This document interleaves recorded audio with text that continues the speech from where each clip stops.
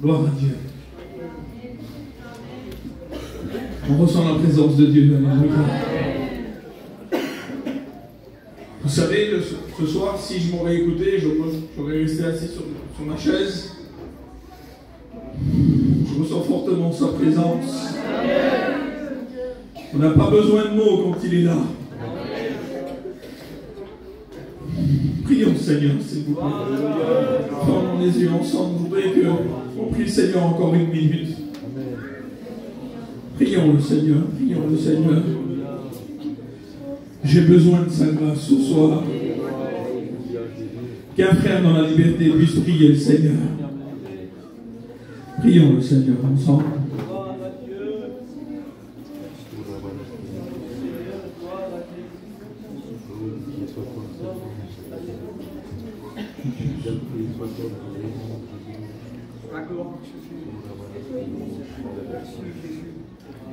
Je voudrais que le frère l'ait pris, Seigneur. Amen, amen. Père, merci. Merci, mon bien-aimé, parce que ta parole va être annoncée, mon Seigneur. Et Seigneur, tu as dit à ton peuple de relever la tête, mon Seigneur. Parce que tu as été ressuscité à la croix, mon Seigneur. Seigneur, oui, nous voulons relever nos têtes, mon bien-aimé. Parce que toi, tu es devant nous, mon Seigneur. Et si toi, tu es devant nous, mon bien-aimé, qui sera contre nous, mon Seigneur? Parce qu'à la croix de Golgotha, mon Seigneur, tu as écrasé la tête de Satan, mon Seigneur. Et tu as triomphé, mon Seigneur. Sers-toi de ton messager. Que ta parole soit un marteau qui brise le roc, mon bien-aimé. Et à toi la gloire, mon Dieu. Merci pour ces moments, Seigneur. Amen. Alléluia. Est-ce que l'Église de Dieu peut dire Amen? Amen. Je suis heureux ce soir d'être parmi vous. Je vous dis de la part de Dieu. Lorsque les frères m'ont appelé pour venir avec eux, pour participer à ce programme spirituel, j'ai dit un grand oui du cœur. Parce que l'œuvre de Dieu, alléluia, c'est quelque chose qui aspire aux serviteurs de Dieu, c'est quelque chose qui aspire aux chrétiens. Et au jour d'aujourd'hui, je parle avec des chrétiens que lorsque nos cœurs nous appellent à faire l'œuvre de Dieu, c'est la seule chose qui nous réjouit. Lorsque nous faisons l'œuvre de Dieu, lorsque nous participons à l'œuvre du Seigneur, c'est la seule chose que nous avons comme compréhension dans nos cœurs. La part de réjouissance que Dieu nous a laissée, c'est la joie du salut. Et au jour d'aujourd'hui, serviteurs de Dieu, chrétiens, chrétiennes, je vois une église ce soir qui est vaillante pour Dieu. Je vois une église ce soir qui est vraiment pour pouvoir prier le Seigneur. Elle est là pour pouvoir crier à Dieu. Et ce soir, si ton cœur est pour le Seigneur ce soir, si ton cœur est là pour pouvoir recevoir de Dieu, si ton cœur est là pour pouvoir louer le Seigneur, alors attends-toi à recevoir de Dieu. Attends-toi à recevoir du Seigneur. Vous savez, normalement, je ne devrais pas être là ce soir. Je vous dis de quelle manière ça s'est fait. Il y a 2 jours en arrière, il y a le frère qui devait venir, c'est un serviteur de Dieu de notre église. Il a eu quelques petits soucis de pouvoir pas venir avec les frères qui sont là derrière moi. C'est des frères que je côtoie toute l'année, c'est des frères qu'on travaille ensemble. Et le frère de chez nous, le serviteur de Dieu, s'est désisté à cause d'un problème chez nous. Kevin m'a appelé, m'a dit, il faut que tu viennes avec nous à Montpellier. Vous savez ce que j'ai fait? J'ai dit oui tout de suite. Je sais même pas comment ça se fait que je me retrouve là. Si j'aurais écouté ma pensée, si j'aurais écouté ma situation, si j'aurais écouté de pouvoir penser si je dois être là ce soir, la première pensée que j'aurais pu dire il y a 2 jours en arrière sans être préparé, c'est non, je ne peux pas venir. Mais il y a une voix qui me disait dans mon cœur, fais ce que Dieu te demande. Et ce soir, j'aimerais annoncer un mot que j'ai dans mon cœur. Je ne sais pas si je vais être long, j'espère pas, mais j'ai un mot que le Seigneur a donné sur mon cœur. Il y a quelques mois en arrière, j'ai fait une expérience. J'étais dans les quartiers à côté de chez moi, dans la région parisienne. J'étais en train de travailler.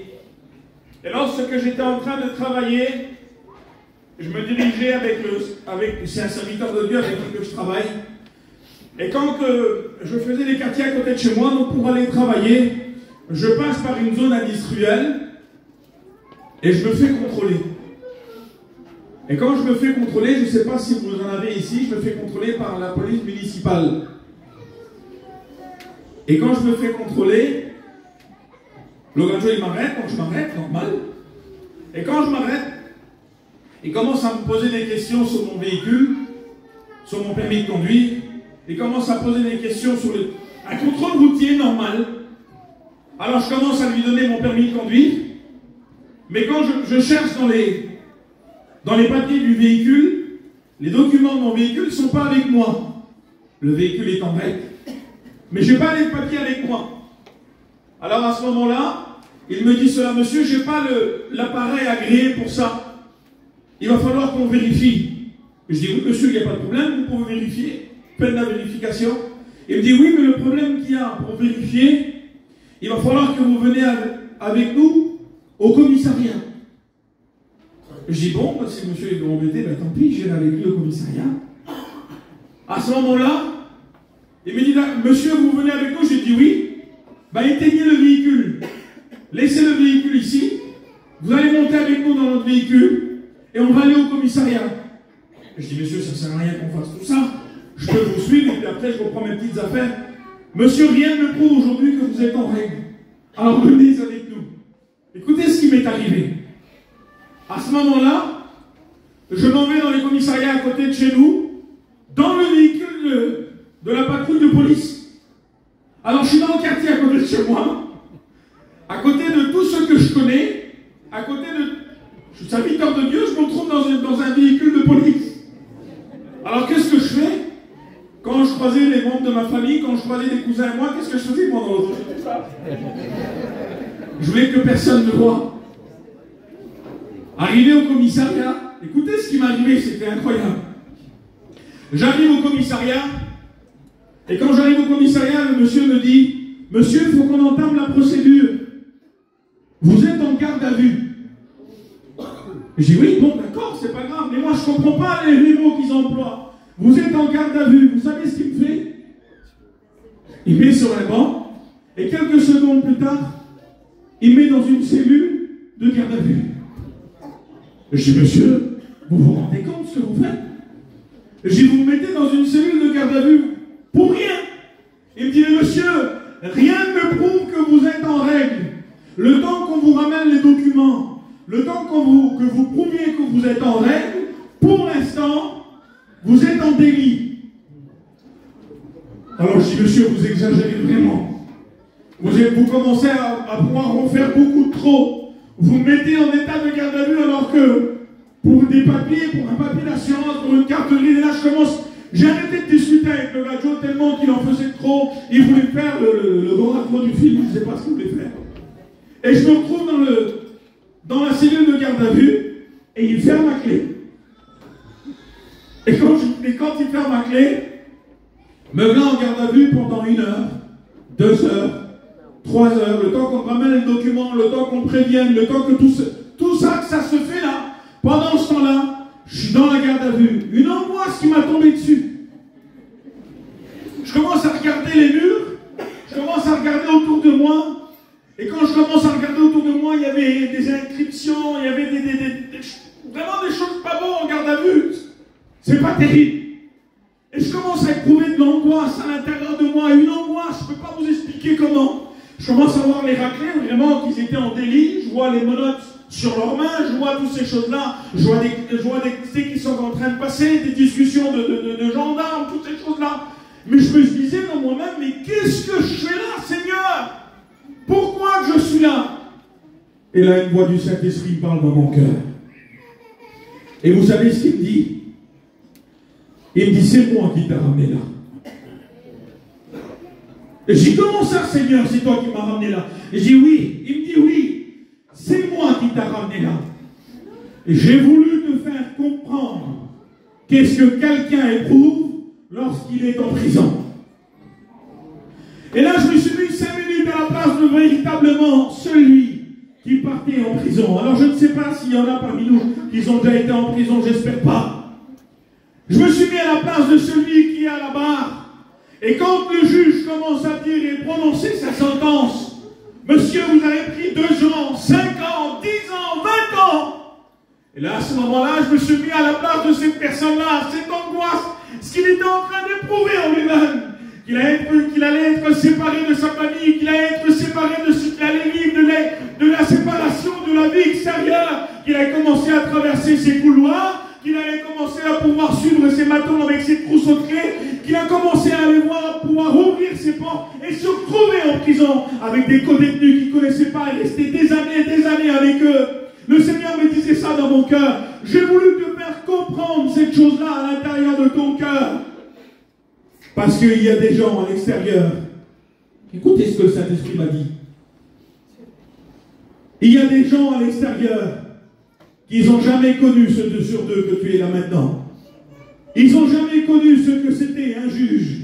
Ils n'ont jamais connu ce que c'était un avocat. Ils n'ont jamais connu ce que c'était toutes les explications que font des juges ou toutes les explications que font des parquets ou des tribunaux. Mais par contre, ils sont à l'extérieur, mais à l'intérieur de leur cœur, ils vivent des prisons.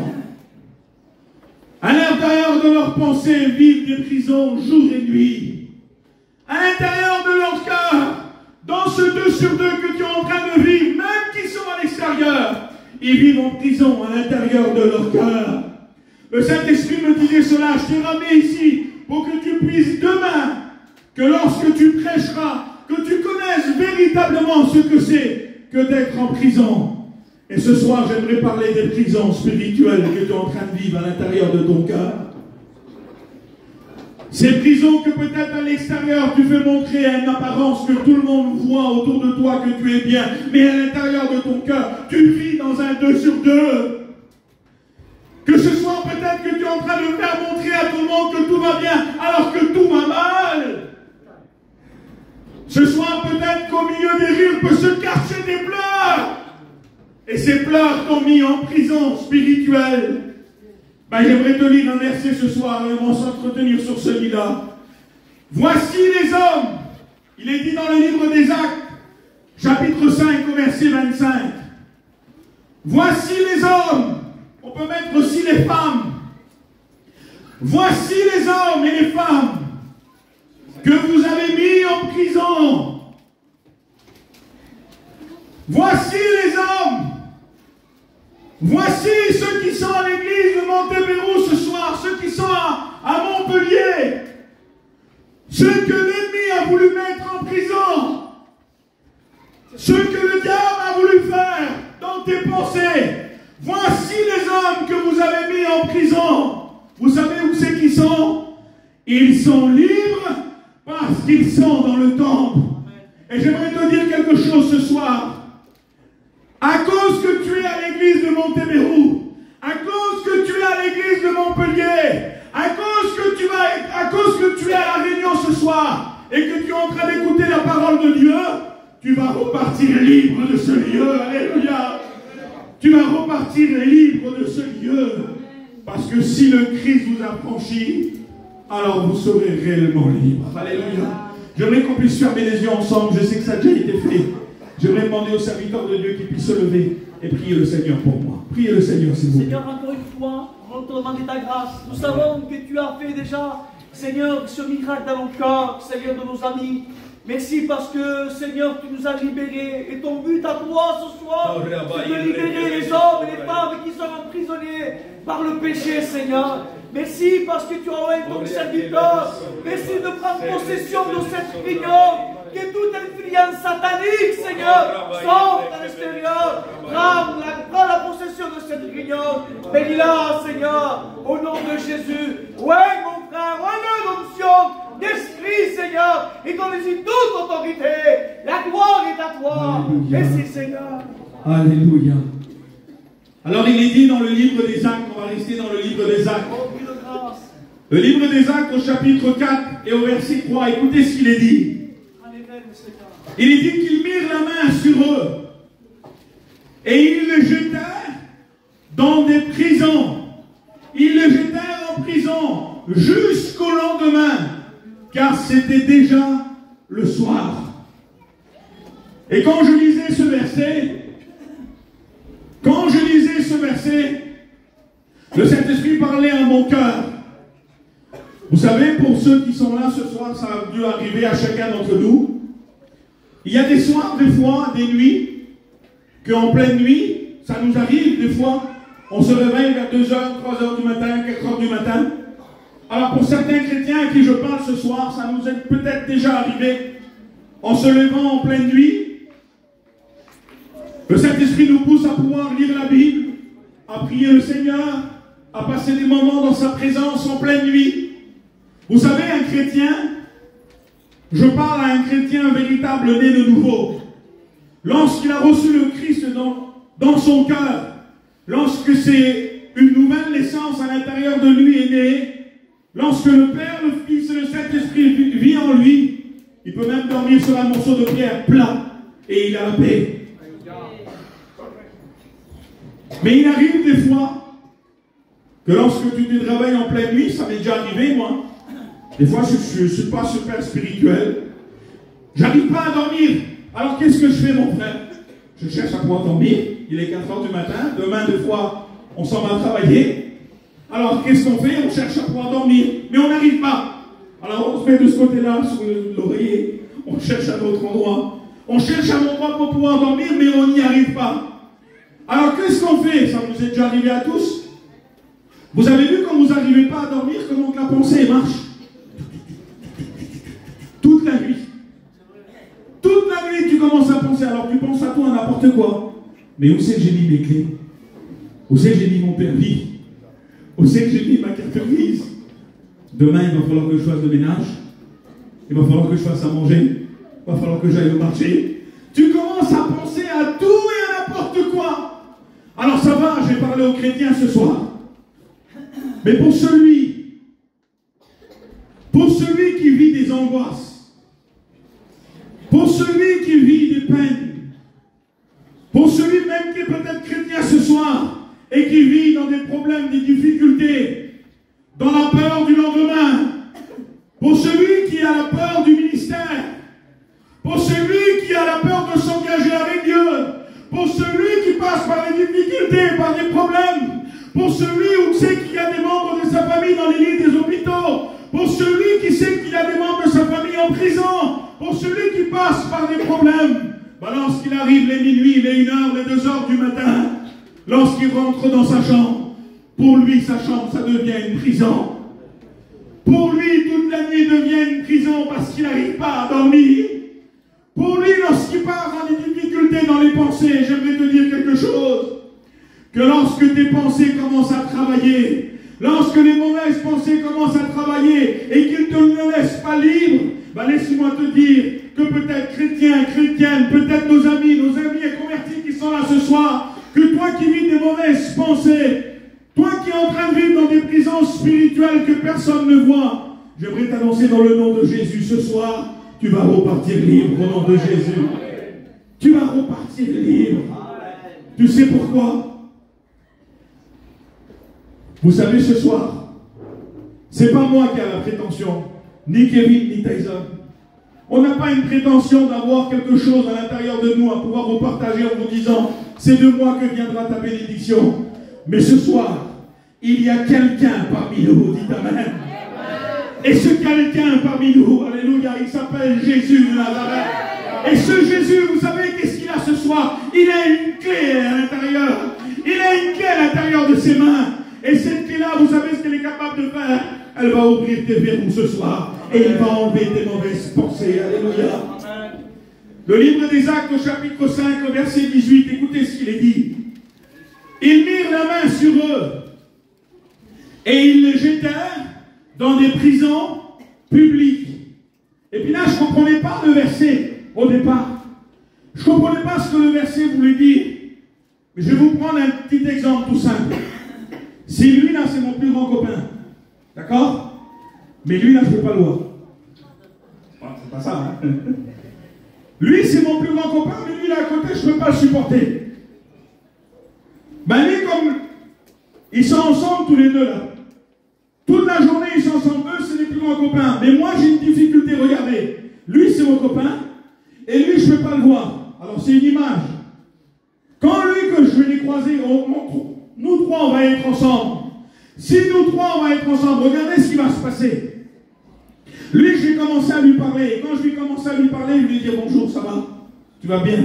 Alors, ta petite famille, ça va? Comment ça va tout chez toi? Qu'est-ce que tu as fait? Je vais commencer à pouvoir parler avec lui. Mais lui, à côté, là, parle pas avec lui. Lui à côté, c'est pas mon ami.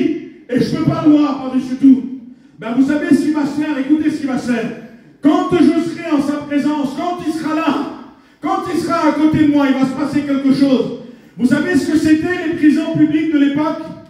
Les prisons publiques de l'époque, on mettait les esclaves qui étaient de passage. Lorsque les esclaves étaient de passage, lorsque les personnes passaient en prison spirituelle à l'époque, dans les prisons publiques de l'époque, ils les mettaient en prison que tout le monde pouvait les voir.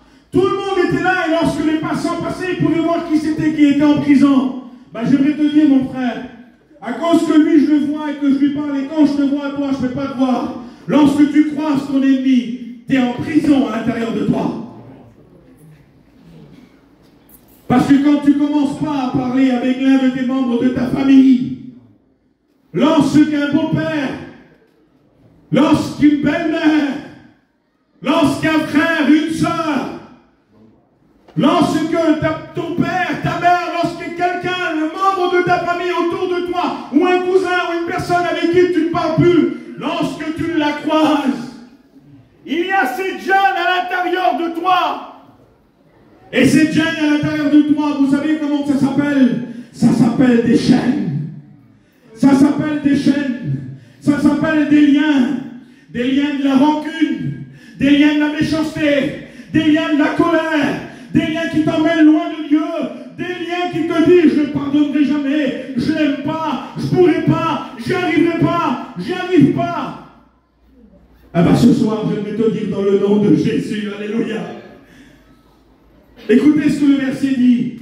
Voici les hommes, voici les femmes que l'ennemi a essayé de mettre en prison. Ben, j'aimerais te dire ce soir qu'ils vont repartir libres dans leur cœur.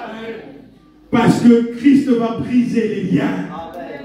Mais comment je vais faire, Yannick? J'y arrive pas, je ne pourrais pas. Parce qu'avec celui que je ne parle pas, il ne veut pas me parler. Toi, dans ton cœur ce soir, prépare déjà le pardon. Toi, dans ton cœur, ce soir, laisse faire le Christ. Amen. Laisse agir le Christ dans ton cœur. Et tu sais ce que le Seigneur fera pour toi plus tard? Il préparera le pardon pour toi. Dites Amen, les chrétiens. Amen. Écoutez ce que la Bible dit.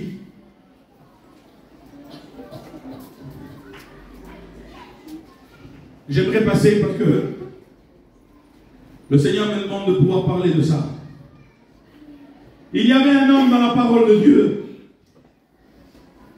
Cet homme-là, dans la parole de Dieu, la Bible dit que jamais prophète n'a été plus grand prophète que lui.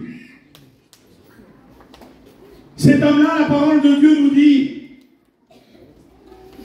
que lorsqu'il était dans l'eau du Jourdain, de ses paroles, de ses mots, il va dire ceci. Voici l'agneau de Dieu qui ôte le péché du monde. Il a accompli une prophétie de 4000 ans. Abraham et Isaac, lorsqu'ils étaient ensemble au moment du sacrifice, lorsque Abraham a levé le couteau, lorsque Abraham était sur la montagne et qu'il a commencé à sacrifier son fils, Isaac va commencer à dire ces mots. Nous avons le bois, nous avons le feu, mais où est l'agneau? Jean le Baptiste a accompli cette prophétie 4000 ans plus tard en disant ces mots. Voici l'agneau de Dieu qui ôte le péché du monde. Et j'aimerais vous dire que cet agneau-là ce soir, il est parmi nous. Il est dans ce lieu. Cet homme-là va dire ces mots. Je ne suis même pas digne de délier la courroie de ses souliers. Je ne suis pas digne de le faire. La Bible va dire que Jean le Baptiste a été prophétisé, qu'il allait annoncer la venue du Messie. Mais regardez ce qui s'est passé. Regardez ce qui s'est passé un jour. Cet homme-là, lui aussi s'est retrouvé en prison. Et lorsqu'il s'est retrouvé en prison, dans 5 minutes je finis, on va prier le Seigneur. Lorsque cet homme-là s'est retrouvé en prison, écoutez ce qui s'est passé. Il s'est retrouvé dans cette situation. Il s'est retrouvé dans ce 2 sur 2. Ce grand ministère. Ce grand prophète. Ce grand homme de Dieu. Celui celui qui a été annoncé par Jésus, celui qui a été annoncé par les prophètes, celui qui a été annoncé par la Bible. Vous savez ce qu'il a dit? Livre de Luc, chapitre 7, au verset 19. Envoyez dire à Jésus, es-tu celui qui doit venir? Ou devons-nous en attendre un autre? Alors je ne comprends plus rien, Seigneur. J'arrive plus à comprendre. J'arrive plus à comprendre qu'est-ce qui est en train de se passer là. C'est Jean le Baptiste. C'est le prophète annoncé de Dieu. C'est celui où c'est que Dieu a prophétisé. Comment ça se fait qu'il a pu dire ces mots? Comment ça se fait que les ministères ce soir sont peut-être fatigués? Comment ça se fait que les chrétiens ce soir peut-être sont fatigués? Comment ça se fait qu'aujourd'hui que tu n'as plus la visite d'un serviteur, tu n'as plus les regards d'un serviteur, tu es prêt à tout abandonner? Comment ça se fait aujourd'hui que des mauvaises pensées te traversent l'esprit? Comment ça se fait au jour d'aujourd'hui que tu chantes plus des cantiques? Comment ça se fait aujourd'hui que tu n'arrives plus à prier le Seigneur? Moi j'aimerais te dire qu'à cause de manque de ton prière, un peu baisser les bras, un barreau. À cause que tu n'as pu côtoyer les femmes de prière, les sœurs avec qui tu étais dans des groupes, où c'est que vous vous retrouvez dans la prière, 2 barreaux. À cause que tu t'es plus engagé dans les visites avec les frères, à cause que tu n'as plus ce dévouement pour Dieu, 3 barreaux. À cause que tu as commencé à pouvoir avoir des échecs à travers tes esprits et tu as eu des idées préconçues sur tes frères et sœurs, tu t'es formé des barreaux autour de toi et tu t'es mis dans une prison spirituelle. Dans une prison spirituelle à l'intérieur de toi-même. Et cette prison que tu es en train de vivre à l'intérieur de toi, toi seul la connais. Cette prison qui te dit que tu n'arriveras pas dans le ministère. Tu n'arriveras pas à l'appel au ministère. Tu n'arriveras pas à femme de serviteur. Tu n'arriveras pas à élever ton fils est un drogué. Tu n'arriveras pas à avancer parce qu'il y a tellement de problèmes autour de toi. Tu n'arriveras pas parce que tout le membre de ta famille est malade. Tu n'y arriveras pas parce que tu vis dans le deuil. Tu n'y arriveras pas parce que tu passes tellement de difficultés. Tu t'es formé des barreaux autour de toi. Mais j'aimerais ce soir te lire la réponse de Jésus. Écoutez ce que Jésus a répondu. Je veux qu'on puisse fermer les yeux et écouter ce que Jésus a pu dire à travers ces mots. Écoutez. Allez lui dire que les aveugles voient. Dites Amen. Que les boiteux marchent. Que les lépreux sont purifiés. Que les sourds entendent, que les morts ressuscitent et que la bonne nouvelle est annoncée. Au jour d'aujourd'hui, Jésus est toujours à l'œuvre. Jésus guérit toujours. Jésus est toujours celui qui peut te libérer ce soir. Jésus est celui qui peut te sortir de ta prison spirituelle. J'aimerais qu'on puisse commencer à prier le Seigneur. On ferme les yeux.